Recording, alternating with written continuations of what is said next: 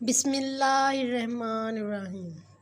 السلام علیکم۔ رسول اللہ صلی اللہ علیہ وآلہ وسلم نے فرمایا، بد نصیب ہے وہ شخص جو اپنے والدین کی خدمت کر کے ان کی دعائیں نہیں لیتا، پھر لوگوں سے کہتا ہے میرے لیے دعا کریں۔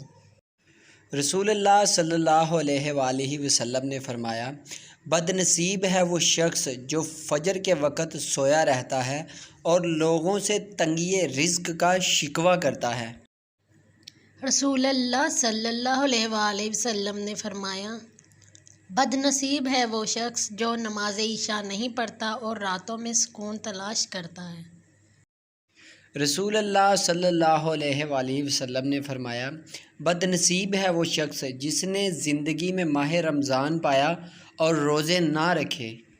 رسول اللہ صلی اللہ علیہ وآلہ وسلم نے فرمایا، جس نے میری ایک حدیث سنی اور آگے لوگوں کو سنائی تو قیامت والے دن اس کی شفاعت مجھ پر واجب ہے۔ دوستو، اگر آپ کو ہماری یہ ویڈیو پسند آئی ہے تو ہمارے چینل کو سبسکرائب کریں، ویڈیو کو لائک کریں اور آگے لوگوں میں ضرور شیئر کریں۔ اللہ حافظ۔